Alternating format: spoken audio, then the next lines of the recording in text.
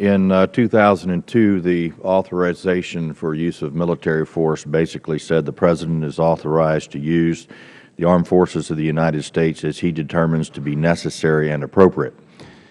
Why do you think we now have an AUMF before us that puts restrictions on it, on things that the President claims he can do without an AUMF?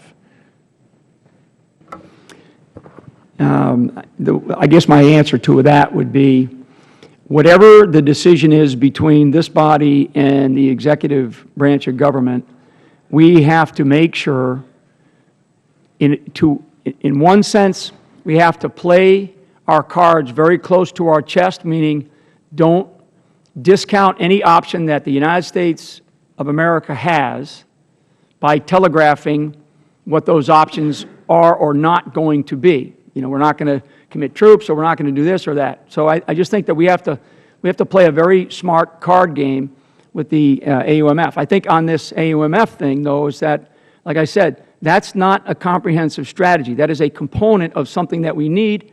And like I said to the Chairman, we have to make sure that we, when we lay this out to our military forces primarily, and to a degree some inside of our intelligence community, that they have the full authority to be able to execute the tasks that they're going to be assigned. Otherwise, you know, you're tying our hands behind our back, so to speak, and we're slowing the system down through unnecessary bureaucracy.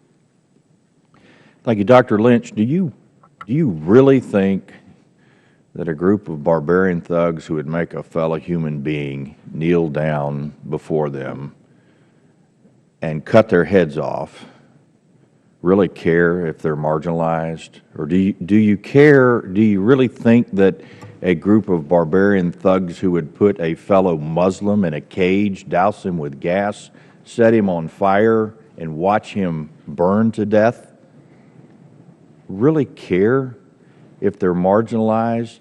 And if you think that, how long do you think it will take for this marginalization to take place?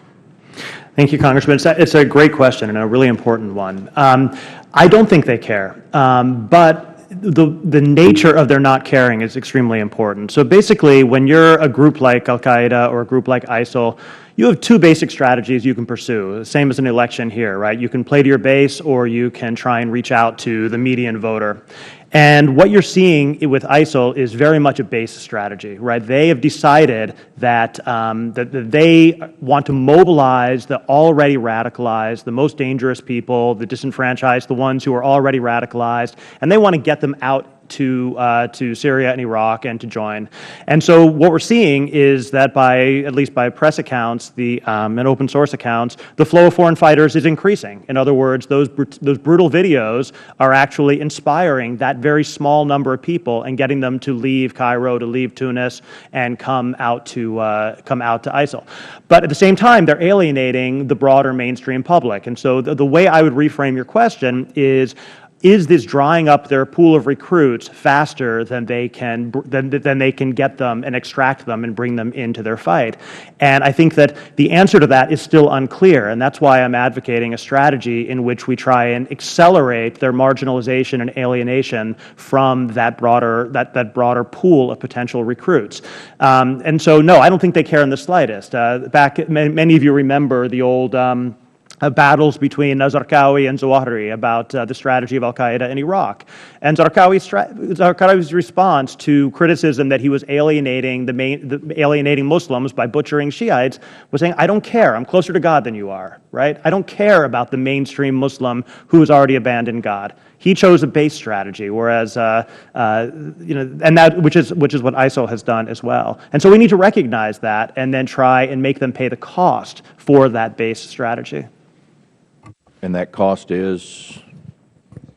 That cost is to continue to, and I think we've already started this, and I think our Arab allies have done this, is a really strong strategic communications campaigns to highlight their barbarity, to highlight their extremism, to deflate their pretensions to power, to expose the realities of life in ISIL-governed territories, and to puncture their mystique in such a way that the alienated, disenfranchised youth in Tunis or in Libya doesn't see it as an attractive, noble, or heroic thing to go and join this group. And I think that that's the way we need to approach them, to undermine them and deflate them rather than to exaggerate their capabilities.